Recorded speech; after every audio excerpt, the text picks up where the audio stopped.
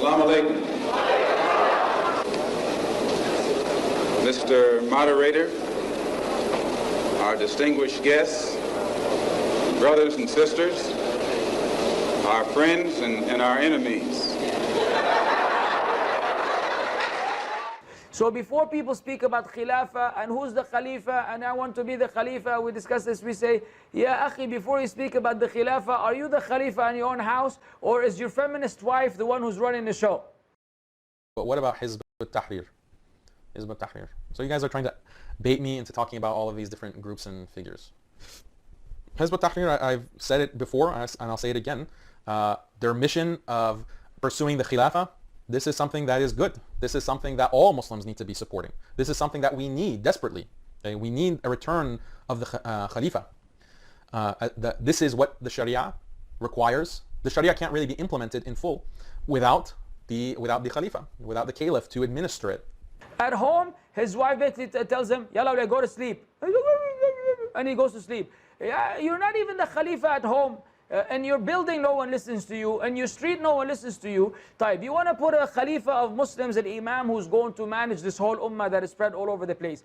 And it is necessary. We need it to come back. And so insofar as any group that is advocating for this, that's something good. That is something good. Because you have a brother talking about every ruler in every Muslim country taking him outside of Islam. I mean, brothers are reckless, man. Oh yeah, this guy, oh, he's a kafir and apostate. Oh, that guy, oh, he is double kafir, double apostate. It's like you're ordering a Whopper with fries and a drink and you want to big up on it.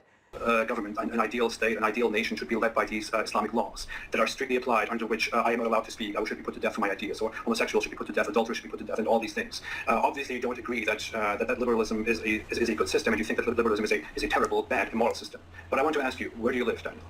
I mean, I live in the U.S. You live in the U.S. Why do you live in the U.S.? I mean, this is a question. And I just explained that this system of liberalism is imposed on the entire globe and that there is no country in the world today that actually implements the Sharia in the fullest meaning and sense of it. I wish I could go to a country and that's ruled by Sharia that the West won't bomb and sanction and destroy. I wish I had that opportunity, but unfortunately I can't because of liberal supremacism. But that just seems like a way out of the whole thought, because wouldn't it be more honest and more consistent with yourself, especially also to prove to others that you are trying to spread your ideas too, that wouldn't it be much better for you to be consistent with your worldview to move to a country, for example, that is although it is not perfect. Where? What country? What country should I move to? What country should I move to? Any country. Should I move to Saudi Arabia, where they're imprisoning scholars for saying anything in line with the Sharia? If I were in Saudi, example, right? Why are they doing that? Saudi is doing that because of who? The West, right? Because of Israel, right? Because of America, right?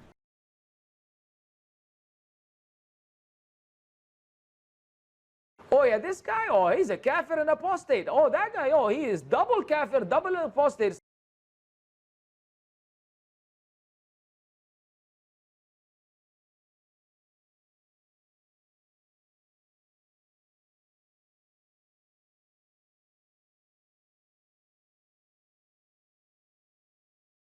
So you got to take it from the people that are clear in their da'wah.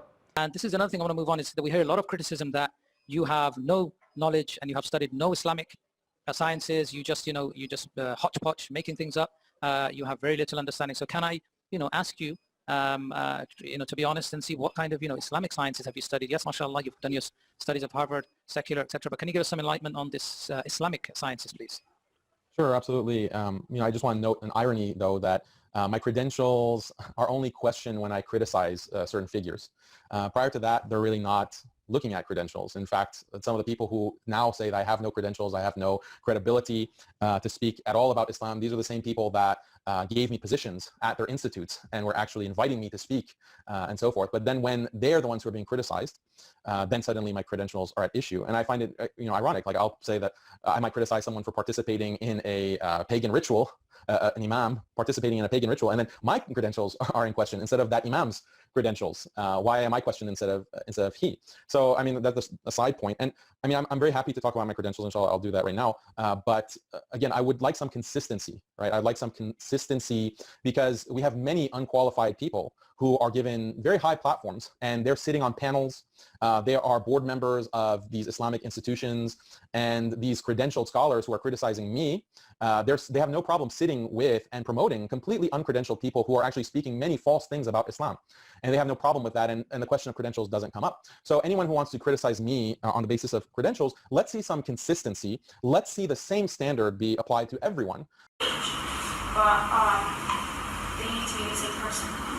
Yeah, there are a lot of scholars that are also activists. Like I work with Sheikh Omar Suleiman in Dallas, and mashallah, he's very active. His scholarly credentials are beyond question, mashallah. So you got to take it from the people that are clear in their da'wah. Participating in a pagan ritual, and then my credentials are in question instead of that imam's. His scholarly credentials are beyond question, mashallah. My credentials are in question instead of that imam's. His scholarly credentials are beyond question. Yeah, be ready. Why are you even calling them ulama? Who's the alim there anyways? Name one alim. Scholars, and there are many scholars, other than Sheikh Omar. There are other scholars like Sheikh Abdullah bin Hamid. Also, no one should be guilty by association. Again, he's repeating a principle with no basis, no evidence from the Quran and Sunnah. No one should be guilty by association. Say Aqidah with a Jordanian Sheikh Imaduddin Abu Hijla. Him every day. That's a sign of love. You love someone, you remember him. You love someone, you praise him. You love someone, you follow him. You follow his sunnah out of love. Not you follow the sunnah out of repeating hadiths and Quran, and it does not reflect in the actions or in the heart. And the Prophet ﷺ, he described our time very well. He said, there is people, they'll come, the Quran, it will never pass their throat. ﷺ. What he said, Quran does not pass their throat. Means they memorize the Quran, they're hafiz. Big beard, mashallah, and everything. But the Quran never passed their throat. Means they recite it with the tongue, but it will never reach their hearts. Those, they will be leaving Islam faster than the arrow will leave the bow. That's how fast they leave Islam. And those, if you really look at the characters of those in our time, you will find no love. You will find hate all over them. You sit in 5 minutes in their present, you feel uncomfortable. They talk, you feel you want to leave. The way they look, the way they talk has been described. The Quran never passed their throat. Bid'ah, shirk, shirk, bid'ah, shirk, bid'ah. They say it every day 100 times. More than that.